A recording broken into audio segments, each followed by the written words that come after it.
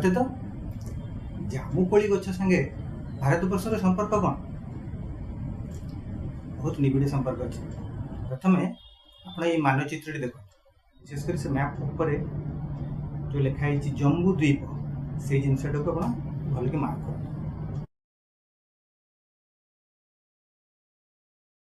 तो बर्तमान आप मानचित्र देखिले जम्बूद्वीपर नाम जम्बूद्वीप कहीं पड़ा, कारण हूँ से समय यही भूखंड में अगणित जामुकोली गछ थिला और पुराण ही वर्णित अच्छी जे से एत जामुकोली होता और जामुकोली पाचिगला से झड़ी तले पड़ूला से झड़ी से पाचिला जामुकोली जो रसटी तार बाहर से रस रास्ता एत से रस गड़ूला रस से माने जामुकोली रस पूरा बनिया बा नदी टाइप से रसटी बहुला जो कारण जम्बूद्वीप बोली द्वीप को नामकरण कराला। गोटे धारणा होगा जे जम्बूद्वीप क्या कहुए तो आमर पुराण में वर्णित अच्छी जो ब्रह्मांडर जो आमर अवधारणा जो पुराण दि जाए दिजे आम पृथ्वी रे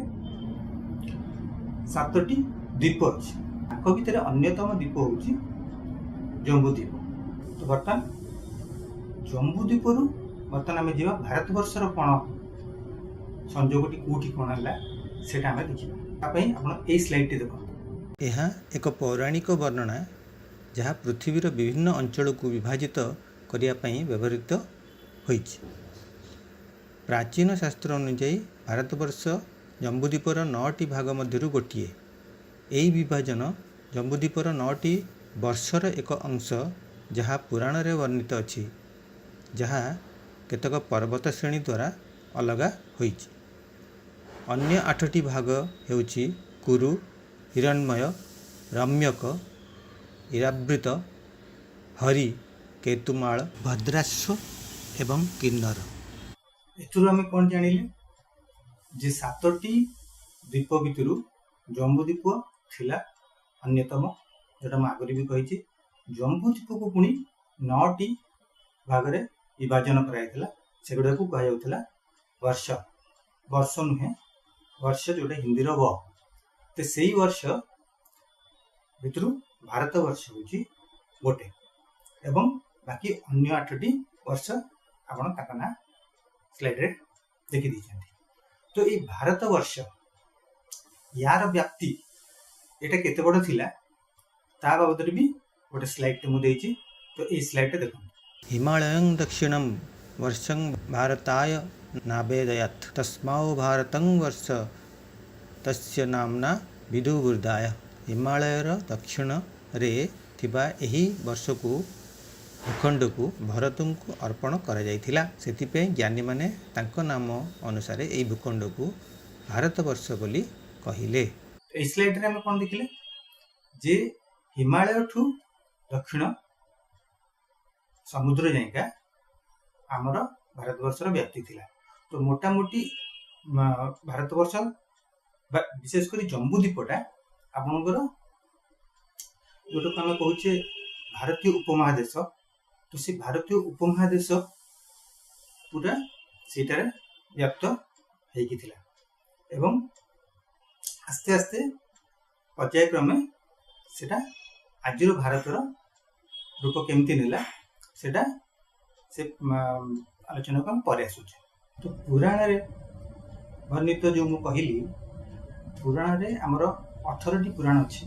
ता भितरु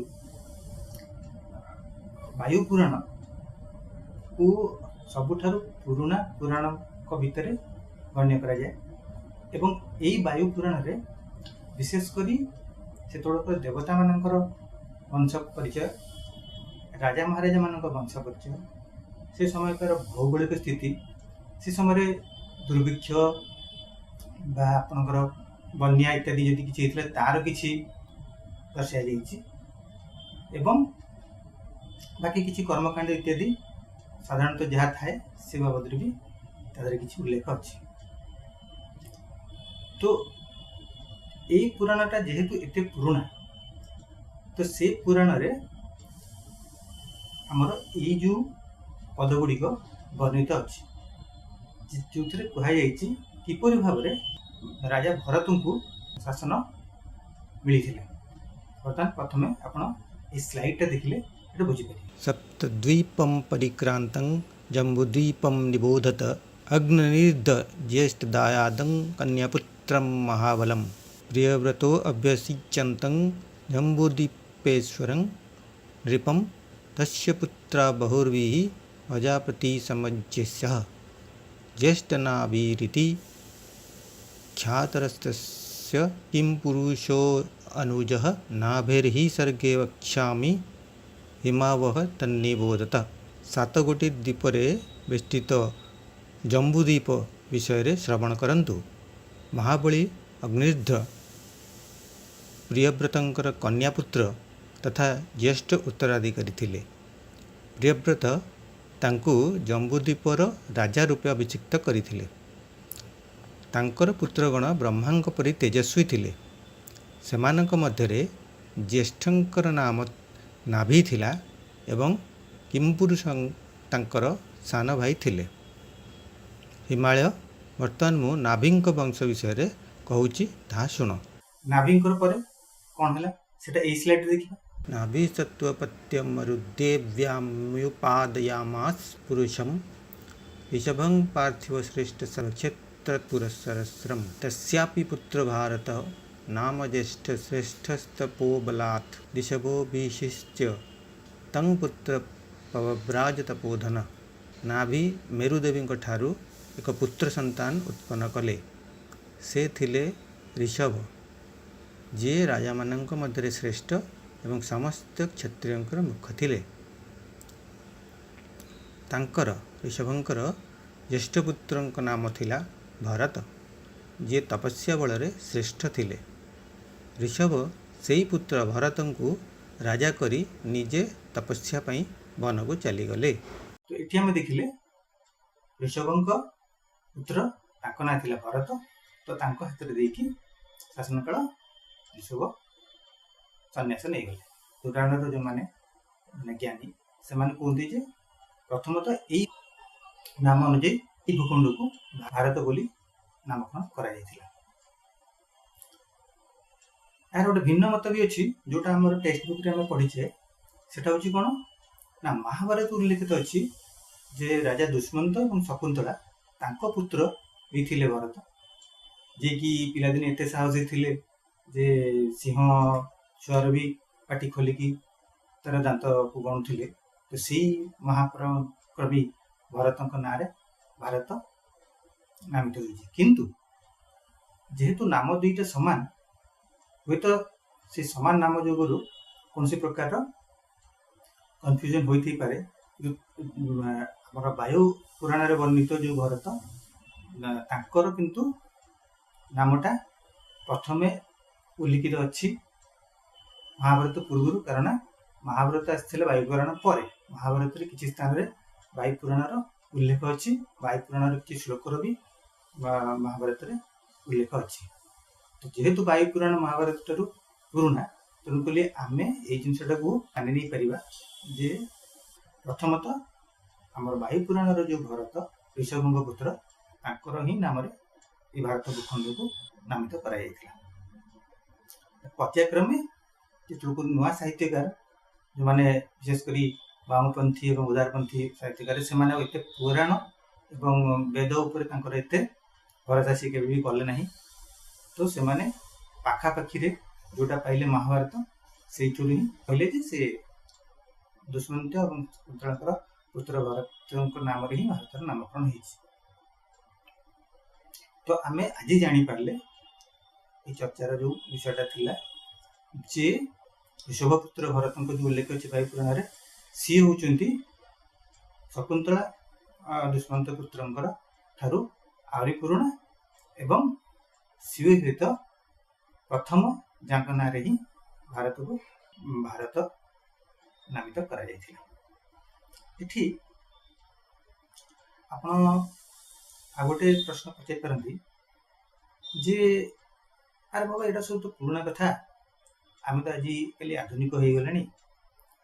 ତ ଏଇ ଜମ୍ବୁଦ୍ୱୀପ ଏବଂ ଭାରତର ନାମକରଣ କ'ଣ ହେଲା ଆ ସାଙ୍ଗରେ ଆମର ଆଜିକା ଦୈନନ୍ଦିନ ଜୀବନରେ ୟାର ଆମର କ'ଣ ୟାର କାମ ଅଛି, ସେଟା ଆମର କି କାମରେ ଲାଗେ? ଏତେ ପୁରୁଣା ଜିନିଷକୁ ଆମେ କାହିଁକି ମନେ ରଖିବା? ଆମେ ତ ମଡର୍ଣ୍ଣ ହେଇଗଲାଣି, ଆମେ ଇଂଲିଶରେ ପାଠ ପଢୁଛେ, ଆର ଆମର ତ କିଛି ଆବଶ୍ୟକତା ନାହିଁ ଦୈନନ୍ଦିନ ଜୀବନରେ। ଆଜ୍ଞା ୟାର ଆବଶ୍ୟକତା ଅଛି। କେମିତି ଅଛି? ଆମେ ସମସ୍ତେ ଏଇ ଜମ୍ବୁ ଦ୍ୱୀପକୁ ଆମର ଯେକୌଣସି ଶୁଭ କାର୍ଯ୍ୟରେ, ଆମର ଯେକୌଣସି ଯଜ୍ଞ କାର୍ଯ୍ୟରେ, ଏମିତିକି ଯେକୌଣସି ଶ୍ରାଦ୍ଧ କାର୍ଯ୍ୟରେ ଆମେ ତାକୁ ମନେ ପକାଉ। ଆପଣ ଏଇ ସ୍ଲାଇଡ୍ଟି ଦେଖନ୍ତୁ, ତାକୁ ଜାଣିପାରିବେ। ଜମ୍ବୁଦ୍ୱୀପେ ଭାରତଖଣ୍ଡେ ଆର୍ଯ୍ୟାବର୍ତ ଦେଶାନ୍ତର୍ଗତେ।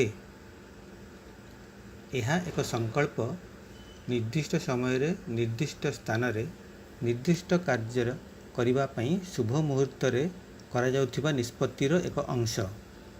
ଏହାର ଅର୍ଥ ଜମ୍ବୁଦ୍ୱୀପେ ଜମ୍ବୁଦ୍ୱୀପରେ ପୌରାଣିକ ବିଶ୍ୱବ୍ରହ୍ମାଣ୍ଡର ଏକ ବୃହତ ଅଂଶ।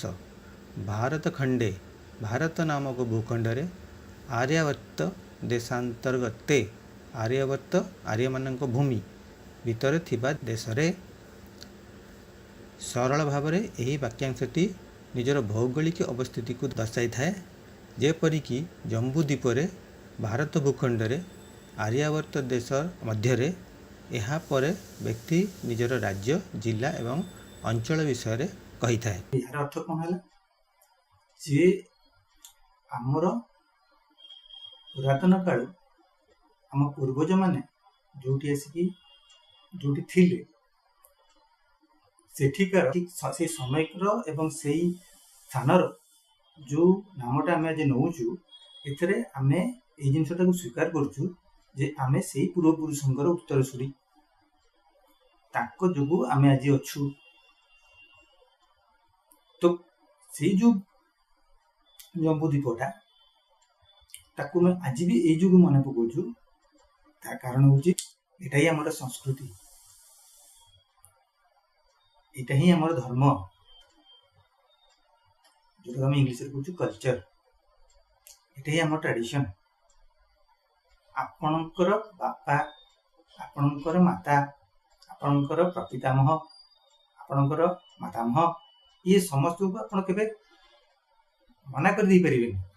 ସଂକଳ୍ପ କଲାବେଳେ ଆମେ ସେଇ ଜାଗାର ନାମ ନେଇକି ଯୋଉଠୁ ଆମେ ଆରମ୍ଭ ହୋଇଥିଲୁ ଆମେ ସଂକଳ୍ପକୁ ଆରମ୍ଭ କରୁଛେ। ତ ଏଇଟା ହିଁ ଆମ ଦୈନନ୍ଦିନ ଜୀବନରେ ଜମ୍ବୁଦ୍ୱୀପର ଯୋଉଟା ଇମ୍ପୋର୍ଟାନ୍ସ। ତ ତେଣୁକରି ଯୋଉ ଆଜିର ଚର୍ଚ୍ଚାର ବିଷୟ ଥିଲା ଯେ ଜମ୍ବୁଦ୍ୱୀପ ସାଙ୍ଗରେ ଭାରତବର୍ଷର କ'ଣ ସମ୍ପର୍କ, ଜମ୍ବୁଦ୍ୱୀପ ସାଙ୍ଗରେ ଭାରତବର୍ଷର ନିବିଡ଼ ସମ୍ପର୍କ।